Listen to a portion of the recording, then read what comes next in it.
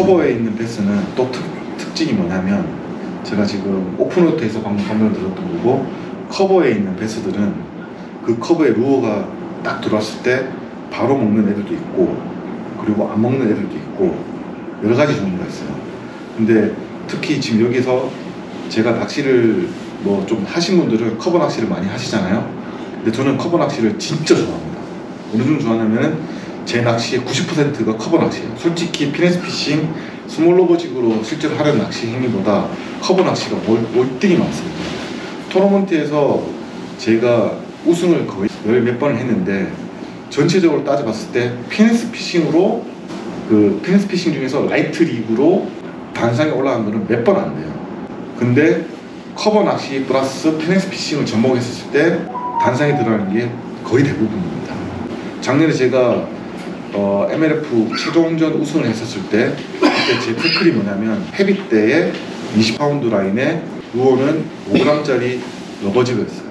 거의 대부분의 프로들이 커버에서 베스가 나온다는 걸 아시고 다 커버 낚시를 하시고 하셨는데, 왜 제가 거기서 남들보다 더 많이 잡고 중량이 높았냐면은 커버 낚시에 피네스피싱을 접목을 했었기 때문입니다.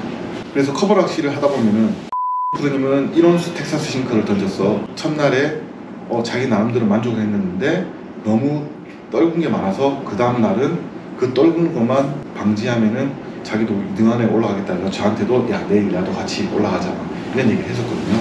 그래서 형님 저 가볍게 썼어요. 그 얘기를 했었어요.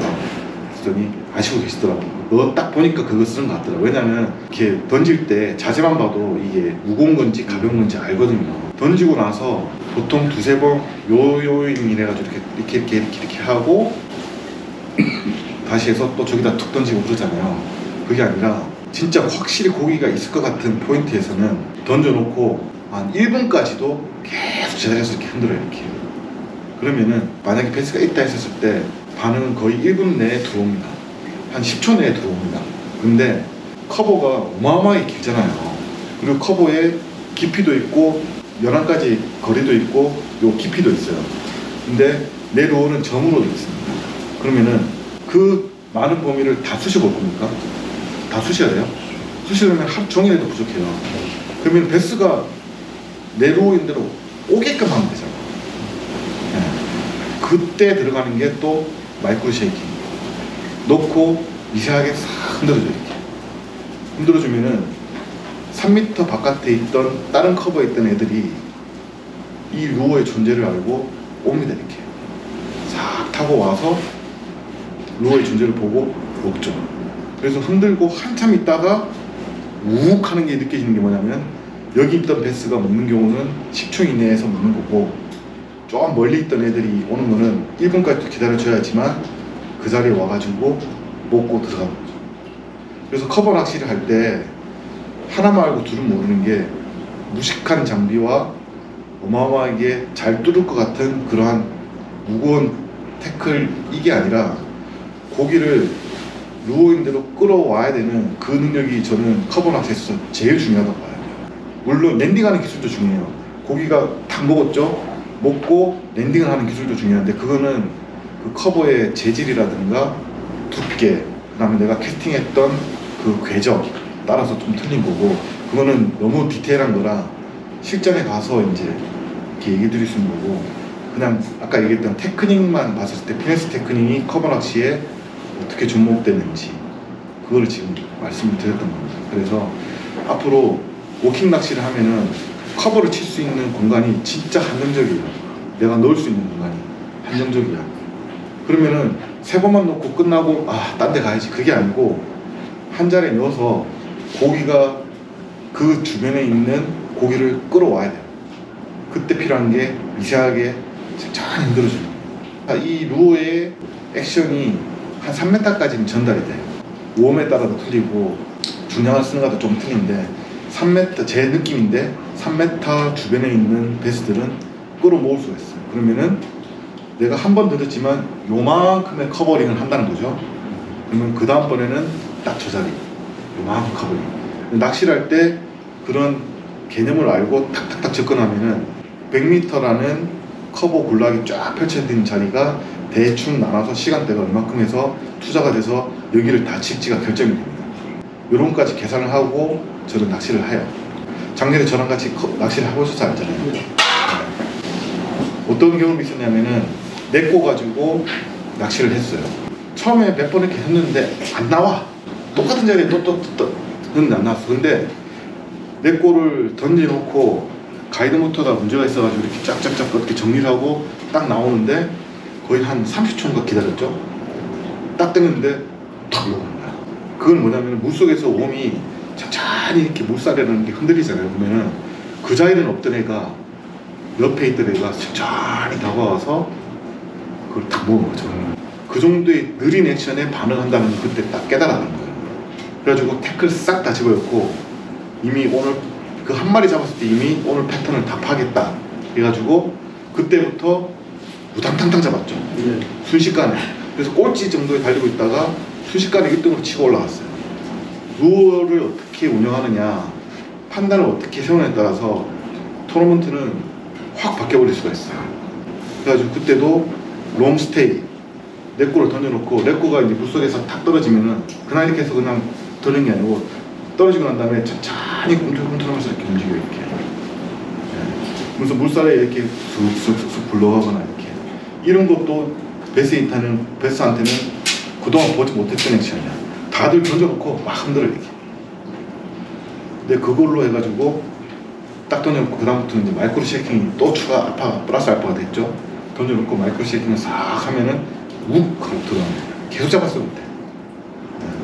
마지막에 12시 점심시간 때 내가 어디서 낚시했는지 사람들이 다 알고 다들 거기 차박히는 바람에 갈 데 없어 딴 데 갔다 그날 이제 아쉽게 1등에서 놓쳤는데 그런 방식으로 접근하면은 베스의 바이트 받을 확률이 순식간에 올라갑니다. 제가 지금 말씀드렸던 이런 모든 과정들이요, 저는 솔직히 제 자리를 깎아먹는 일이에요. 그 정도로 테크니컬한 거고 알려주기 싫은 거고. 근데 이거를 제가 2008년부터 루프레라는 잡지에다가 엄청 기고를 많이 했었어요, 이런 내용을. 근데 그 기고의 내용을 알아차리고 깨닫는 사람은 한 명도 못 봤습니다. 빅스푼 하나만 누군가 알고 저한테 전화 왔었어요.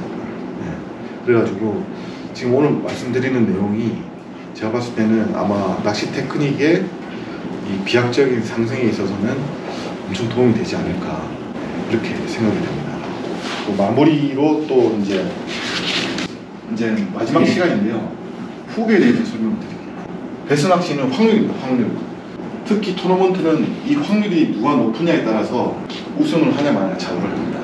근데 이 확률이 초보 50%, 프로 50%. 시작할 때는 똑같아요.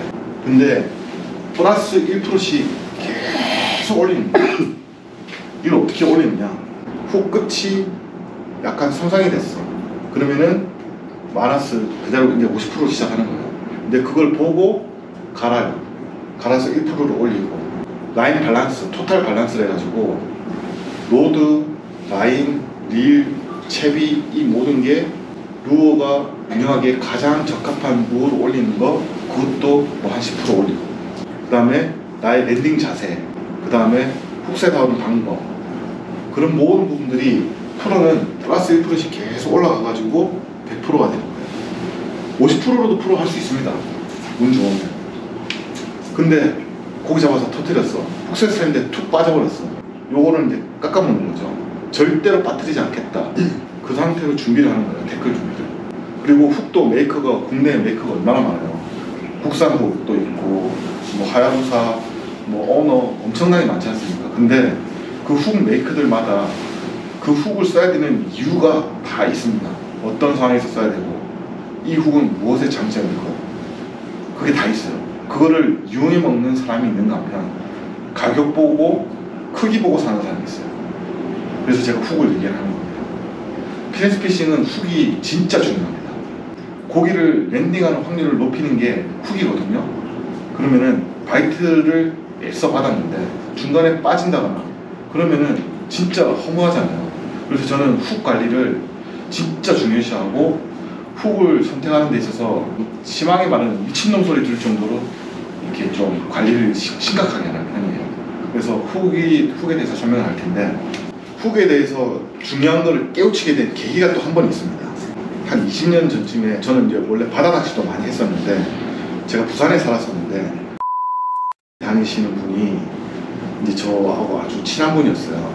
근데 저는 그 사람한테서 하니까 바늘 걱정은 앞으로 안 해도 되겠다 했는데, 그 사람 태클박스 딱 열면 전부 다 하야부사 바늘이야. 왜 당신 안 써? 물어봤죠. 했더니 국산 바늘은 아직은 안 된대. 자기는 이제 개발실에 있는데 못 따라가는 이유에 대해서 진짜 한 4시간 동안 설명해 준 거예요. 훅은 이 관통에 대한 모멘텀이라는 게 있습니다. 관통 모멘텀. 베스가 먹이를 먹고 훅셋이 딱 되는데, 그 훅셋 하는 과정을 낚시 바늘을 만들기 위해서 하니까 얼마나 디테일하게 분석을 했어요. 베스가 이렇게 입이 이렇게 있으면은 눈이 이렇게 있고, 베스가 목구멍이 이렇게 있어요. 베스 턱이 이렇게 있습니다. 바늘이 이렇게 들어가서 한 번에 팍 꽂힐까요? 아니면은 뭔가 스키드를 만들까요? 스키드를 만듭니다. 스키드를 만들면서 득득득득득 하다가 이 스키드의 정점에 저항이 맥시멈으로 걸렸을 때, 그때 딱 처음에 박히기 시작해요. 딱 박혀요. 박히고 난 다음에 바늘의 구조가 어떻게 됐나요? 미늘이라는 게 있지 않습니까? 이 미늘의 폭을 넘어가기 위한 최대 한계의 힘이 필요합니다. 요 미늘이 넓으면 넓을수록 요 미늘이 통과하는데 드는 힘은 엄청나게 많이 들겠죠. 그래서 요 미늘의 크기, 그 다음에 요 훅의 두께, 그 다음에 요 쉔크의 길이, 요거에 따라서 베스 낚시는요 훅을 엄청나게 다양하게 구비를 하고 있어야 돼요. 그래서 스키드 저그를 만들면서 어느 한 맥시멈 지점에서 관통이 시작이 되고, 그 관통의 힘이 미늘의 폭을 넘어서는 그 시점에서 탁 하고 뚫어요. 자, 미늘이 넓으면 좋은 점이 뭘까요? 덜 털리죠. 미늘이 넓으면 좋은 게 덜 털리는데, 미늘이 넓으면 단점이 뭐냐면 잘 안 박혀. 그리고 우리가 보면 훅이 보면은 훅 이 굵기가 엄청 굵은 게 있고 가는 게 있어요. 이 훅 굵은 거를 헤비 와이어라고 하고, 가는 거를 라이트 와이어라고 해요. 훅 굵기도 어떤 거는 우리가 딱 봐도 굵다 싶은 게 있고, 어떤 거는 엄청 가는 게 있습니다. 요거는 엄청 굵은 훅이에요. 요거는 가는 훅. 요 두 개의 용도는요, 우리가 낚시를 할 때 웜은 비슷한 걸 쓸 수 있을지언정 완전히 틀린 용도입니다. 스피닝 낚시에 굵은 훅을 쓰는 건요 아닌 거죠. 스피닝 낚시는 라이트 와이어를 써야 됩니다. 가는 훅. 그리고 베이트에 헤비 태클일 때 굵은 훅을 쓰는 거예요. 근데 네꼬 리그 보면은 국내에서 파는 네꼬 훅은 솔직히 라이트 와이어로 안 만들어요. 다 이렇게 굵은 와이어로 만듭니다. 그 기준이 뭐냐면은 0.2mm예요. 0.2mm를 기준으로 해가지고 저 같은 경우는 엄청 가는 훅을 쓰거든요. 그러니까 피나에서 나온 피네스 훅 6번을 쓰는데, 비슷한 훅으로 낚시를 했는데 이 사람은 계속 털려. 그래가지고 굵은 훅이 더 안 털리지 않느냐라고 얘기를 해요. 그러면은 야, 너 로드가 지금 뭐야? UL 때 라인은 몇 파운드? 형이 4파운드 써서 4파운드 썼어요. 훅은 같은 6호인데요. 보자 했더니 훅이 굵기가 굵고, 야, 이거는 관통을 시키는 용도의 훅이지 내 것처럼 꿰는 용도의 훅은 아니다. 그래서 제가 관통 모멘텀이라는 처음에 말했던 이유가, 거의 대부분의 낚시인들은 훅을 관통의 용도로만 쓰고 있다는 거예요. 그래서 스키드 자극을 만들어서 맥시멈 심에서 딱 뚫어야지만 훅셋이 됐다고 보는 거예요. 근데 훅은요 관통의 모멘텀도 필요하지만 걸쳐 깨가지고 두는 용도도 있습니다. 스피닝 태클에서는 특히 그게 많이 필요해요. 그래서 가는 와이어는요 막이 있어요. 입안에 이렇게 막에 그림을 좀 그리면은, 베스는 여기 턱은 견고리잖아요. 이게 입이고 여기 안에 막이 있습니다. 막 이 막에 살짝 이렇게 꿰는 정도, 막만 꿰는 정도. 그 막을 찢어지면은 훅셋이 빠지는 거예요. 그 막이 찢어지는 거는 잔챙일수록 잘 찢어지고 이 턱의 위치에 따라서 이 막의 강도도 조금씩 틀립니다. 근데 거의 대부분은요, 이 훅이 펴질 정도가 아니면 안 찢어집니다, 잘. 근데 꿰는 정도로 만든 훅에다가 굵은 와이어를 걸어서 빡 흡수하면은 그냥 훅이 뻗어버리거나 부러지거나 입안에 있는 막이 찢어져 버리는 거예요. 그러면은 고기는 이제 놓치는 거예요. 피렌스 피싱에서 4파운드 정도의 낚시를 했을 경우에는 훅은 그 라인의 굵기하고 밸런싱을 맞춰가지고 가는 훅을 무조건 쓰셔야 돼요. 근데 국내에는 가는 훅이 안 나온다. 가공 기술이 그렇게 안 됩니다. 훅 포인트 끝도 진짜 중요한데, 훅 포인트 끝이 이렇게 된 훅이 있고, 이렇게 된 훅이 있고, 이렇게 된 훅이 있어요.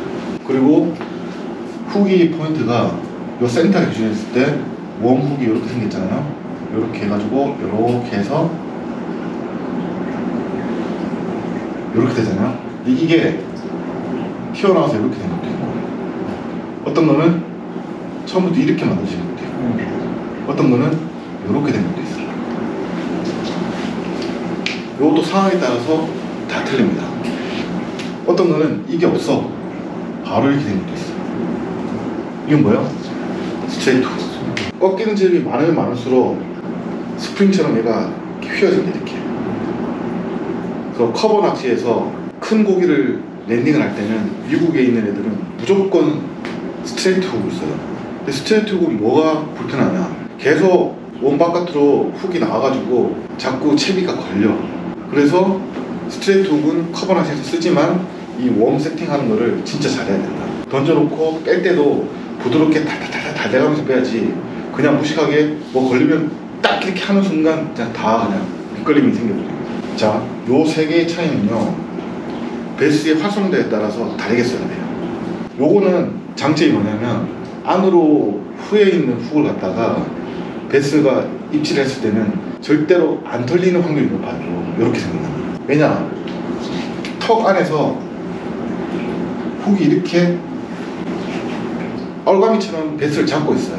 힘 좋은 베스를 잡을 때, 그러니까 딱 던졌는데 막 베스가 물 위로 튀고 뭐 난리가 나잖아요. 그럴 때는 저런 훅을 많이 써야 되고, 커버에서 이런 훅을 또 많이 쓰게 되죠. 왜냐면 입질이 확실하니까. 근데 요 가운데 있는 거는 그냥 스페셜한 상황이 아니라 늘 똑같은 상황에서 대중적으로 쓰는 거고, 그리고 요거는 숏바이트 할 때, 아까 얘기했지 않습니까? 스키드를 제일 짧게 만드는 거예요. 요거는 한 번 훅색되면은 안 빠지는 확률이 높지만 훅셋이 잘 안 되는 경우가 많아요. 근데 요거는 훅셋은 잘 되는데 잘 털려. 그래서 예전에 일본에서 풋볼 러버지구가 진짜 잘 만드는 한다라는 프로가 있었어요. 그 프로는 풋볼 러버지구의 최대 단점이 뭐냐면 겁나게 잘 털려요. 무겁기 때문에 이렇게 움직이다가 지렛대 원리로 툭 하고 빠져버리잖아요. 그래서 걔가 만든 훅은요, 싹 다 이래. 풋볼 러버지의 단점인 잘 털리는 거를 훅 끝의 모양으로 극복을 한 거예요. 근데 그 애가 만드는 훅이 훅셋이 잘 안 된대. 그래서 걔가 이렇게 생긴 거를 또 만들었어요. 요 용도는 훅셋이 안 될 때 써라. 그리고 랜딩의 기술로 극복해라. 그런 거죠. 그래서 이런 훅도 우리가 실제로 필드에 나가서 낚시를 함에 있어서 훅을 뭘 선택했느냐에 따라 가지고 랜딩할 확률이 기하급수로 못 틀려집니다. 그래서 제가 심지어는 어떻게까지 하냐면, 베스한테는 진짜 미안한 일인데 3호 바늘을 종류별로 한 10가지 종류를 샀어요.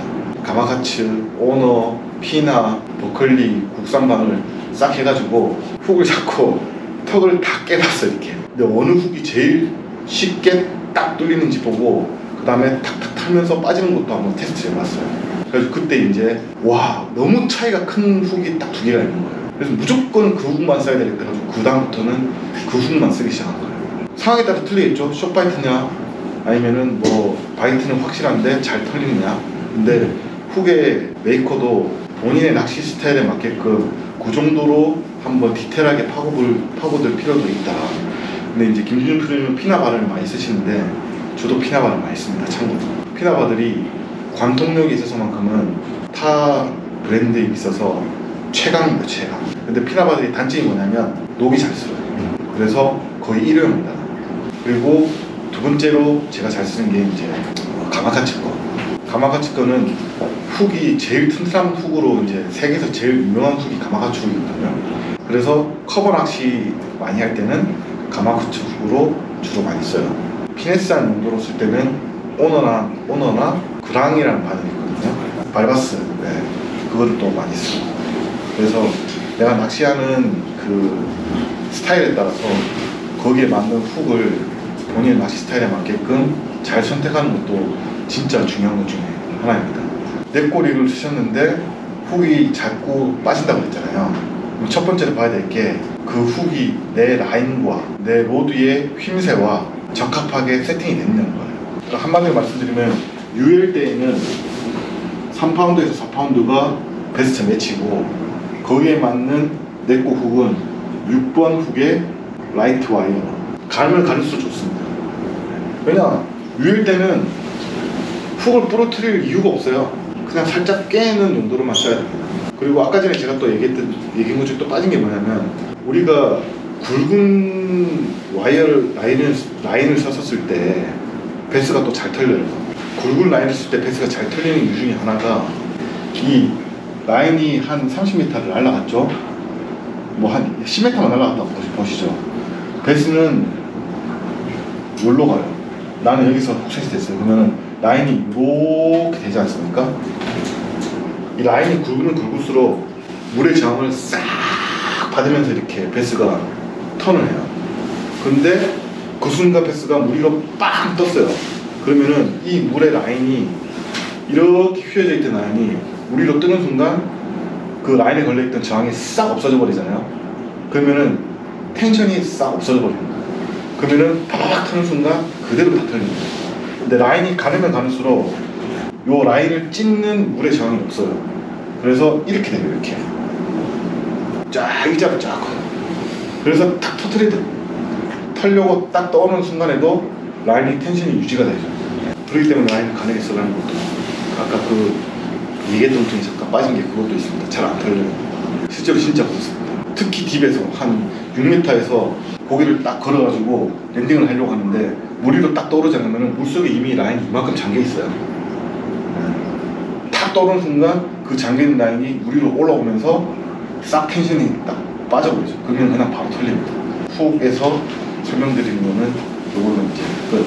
훅셋하는 방법도 알려드릴게요. 커버에 있는 베스는 훅셋을 할 때 사람들이 거의 대부분 있는 힘껏 빡 이렇게 뭐라고 해야지 훅셋을 하잖아요. 근데 저는 약간 틀린 게 뭐냐면은 훅셋을 할 때 처음에 훅셋을 하지만 훅셋 이후에 동작이 바로 릴링이 안 들어갑니다. 딱 당겨서 그대로 바깥으로 다 뽑아내요. 이렇게 고기를 완전히 물속에서 저항감이 없이 쑥 뽑아내가지고 오픈워터로 빼고 난 다음에 그 다음에 마지막으로 훅셋을 한번 딱 더 합니다. 근데 훅셋을 먼저 콱 먹으면은 그 충격을 받은 베스가 물속에서 저항을 더 심하게 해요.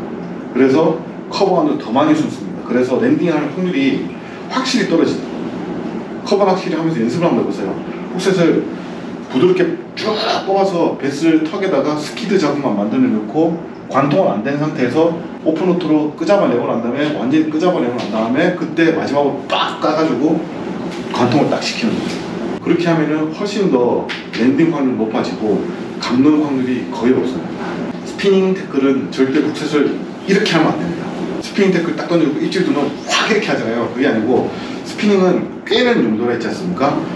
텐션만 싹 죽여주고 스윕으로 찌 드랙만 넣이는 거예요.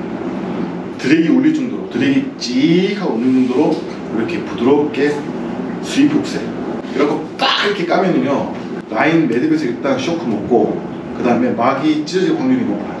그래서 부드럽게 이렇게만 해도 충분히 랜딩이 됩니다. 그리고 카이젤은 또 잘 털리는 라이트 태클 중에 하나인데 그거는 랜딩을 할 때 드랙을 많이 풀고 계속 핸들 돌리면 돼요. 텐션이 계속 유지만 되게끔 만드는 거죠. 계속 핸들만 돌리면 돼요. 뭐 이렇게 들었다 놨다 이렇게 할 필요 없고 카이트를 잘 털리잖아요. 팍 하면 탁 털리잖아요. 그게 아니고 물 위에 떠 있는 순간에도 계속 릴링을 합니다. 이렇게. 그러면은 털리는 거는 확실히 줄어요. 저는 라인 터트리는 거는 용서가 안 되지만 털리는 건 용서가 되는데 그렇게 극복을 하면 됩니다. 라인을 터트리는 거는 왜 용서가 안 되냐면은 그거는 순전히 낚시인의 잘못이거든요. 근데 털리는 거는 어쩔 수 없는 상황이에요. 어떻게 하든 털릴 수밖에 없는 상황이 있어요.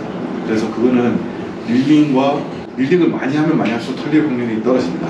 특히 이제 베이트도 많이 털리시는 분들은 분명히 이러실 거예요. 펌핑을 많이 하면 털려요, 무조건.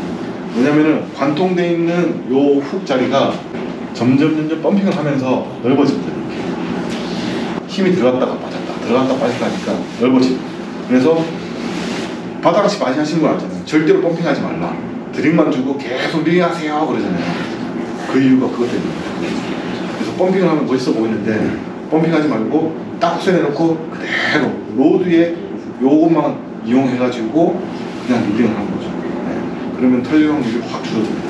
네. 특히 초보 이제 낚시 시작하시는 분들은 훅셋에 너무 민감하게 생각하지 마시고 랜딩 과정을 내가 계속 보면서 이렇게 하면은 된다 그랬지 하면서 하시면 돼요. 스피닝으로 낚시하실 때. 그리고 베이트로 낚시하실 때는 훅셋 하는 거를 집에서 연습을 또 많이 하셔야 돼요. 훅셋은 손으로 하는 게 아니고 허리로 합니다. 허리로. 손으로 이렇게 훅셋하는 게 아니고 허리로 몸과 낚싯대가 일체가 돼서 허리로 훅셋을 해야 돼요. 그냥 이렇게 하는 게 아니고 허리로 같이 움직이면서 이렇게. 낚싯대가 움직이는 폭이 3m입니다. 훅셋을 할 때. 그 3m라는 힘을 갖다가 베스한테 전달하는 거잖아요. 늘어나 있는 라인, 물속에 슬랙 있는 라인 다 합쳐가지고 3m를 없애줘야 돼요. 근데 실제로 루어에 전달되는 그 힘의 능력은요 진짜 거의 없습니다. 훅셋을 할 때. 그렇기 때문에 허리를 같이 써야 돼요. 네, 손목 그냥 이렇게 손으로만 훅셋을 하면 특히 멀리 던졌을 때. 그래서 뭐 유튜브 이런 거 보면은 멀리서 입질 받으면은 뒤로 달려가면서 막 훅셋하잖아요. 그것도 좋은 방법이에요. 어찌 보면 옥수라고 하는 얘기가 아니라 이렇게 쳐져 있는 라인과 훅셋 힘이 전달되기 위해서는 그 정도의 힘은 또 가해줘야 된다는 거죠. 그리고 마지막 팁 하나 알려드리겠습니다. 마지막 팁도 하나 있는데 유인제라고 혹시 아세요? 유인제? 네. 베스 잡을 때 쓰는 치치기 언제 쓰세요? 이제 보통 보면은 이렇게 루어에다가 이렇게 치치 뿌려가지고 이렇게 하는데 첫 번째 가장 중요한 정도는 이 루어를 생명체와 똑같은 냄새를 나게 하는 인위적인 냄새를 없애주는 정도. 제가 놀라운 사실을 하나 알아냈습니다. 이거는 뭐 많이 쓰는 상황은 아닌데 커버에서 고기를 뽑았어요. 그 커버는 고기가 있을 이유가 있는 커버잖아요. 근데 고기를 뽑는 순간 베스는 몸에서 호르몬을 배출하면서 그 물속에 나쁜 영향을 미칩니다. 근데 치치기를 뿌리면은 그 호르몬의 나쁜 영향을 그 냄새가 없애주는 역할을 해요. 그래서 고기가 나왔던 자리에는 치치기를 뿌려서 그 자리에다가 호르몬을 뿌려서 중화시켜놓고 잘 빠져나와요. 진짜 좋은 자리예요. 토너먼트에서. 그러면 그 자리에 좀 있다가 또 고기가 또 들어갑니다. 왜냐면 좋은 커버는 어찌 보면 부동산으로 치면은 목 좋은 자리잖아요. 목이 활동하기 좋고 쉬기 좋고 한 자리는 무조건 베스가 들어갈 수밖에 없어요. 그리고 두 번째는 떼피딩을 할 때, 떼피딩을 해가지고 고기가 막 나오는 상황. 그때 사람들은 고기 잡기 영감이 없어요. 근데 베스는요 뭔가 이렇게 자기의 동료들이 여기 이렇게 군집에 있다가 한 마리씩 없어지잖아요. 그러면은 싹 빠져버립니다. 근데 한 두세 마리 잡고 이 분위기가 오늘 뭔가 대박 터질 분위기인데 그러면요 무조건 치치기를 뿌려야 됩니다. 왜냐하면 뿌려서 그 자리에 다시 던지잖아요. 그러면은 그 주변에 그 냄새를 퍼뜨려 가지고 베스로 하여금 위화감을 상쇄시키는 역할을 해요. 그래서 특히 토너먼트에서 고풀에서 연타로 고기가 나올 때는 그런 낚시를 할 때는 무조건 이 어트랙트를 저는 꼭 들고 다녀요. 그래가지고 한두 마리 나오면은 루어에다가 계속 뿌려가지고 그 자리에다 계속 던져요. 그러면은 10마리 나오고 끝날 무드가 20마리, 30마리까지 계속 나오는 거죠. 이것도 진짜 중요한 팁 중에 하나입니다. 버클리에서 나오는 이 치치기 중에서 물속에 수용체로 해가지고 100배로 냄새가 퍼지는 게 있어요. 보통 우리 어트랙트 보면은 수용성이 아니고 기름 성분이에요. 그거는 물속에서 이제 떠버리잖아요. 근데 물에 녹는 스타일로 된 게 최근에는 많이 나오고 있어요. 그래서 워킹 태클에 조금이라도 덜어서 하시든지 아니면 저 같은 경우는 웜에다가 토너먼트 전날에 웜에다가 두세 번 이렇게 척척척 뿌려놔요. 그래가지고 여름철 뜨거울 때 본네트 위에다가 딱 이렇게 얹어놔요. 앞에 다시방 위에다가. 그러면은 얘가 젓갈 되듯이 냄새가 그 웜에 싹 스며들어가지고 그 웜을 쓰는 동안에는 커버 낚시를 했을 때 그 자리에 또다시 배스가 붙고 내지면 고기가 한 자리에서 여러 마리 나오는 험프 자리에다가 미리 집어제를 뿌려놓고 간다는 느낌으로 이렇게 되는 거죠. 근데 이런 것들이 아까 확률 얘기했듯이 플러스 1%, 플러스 1% 계속 높여가지고 토너먼트 이제 결과를 만들어내는 거죠. 1등을 하시는 분들이라든가 낚시를 잘 하시는 분들은 자기만의 테크닉 또는 자기만의 팁, 노하우 남들한테 안 가르쳐주는 뭔가가 이만큼 쌓이는 거야. 그래서 친한 사람들한테 하나씩 야 이건 이럴 때 써봐 저럴 때 써봐 무심결에 던져놓는데 그 말이 정확하게는 자기 노하우를 주는 사람도 있고 또 뭐 다들 아는 것만 얘기하는 사람도 있는데 오늘 제가 말씀드린 내용의 거의 대부분은 제가 그동안 하면서 많이 터득했었던 거 그거를 이렇게 좀 전달해 드리는 거라 잘 쓰시면 분명히 도움이 될 거라고 생각을 하고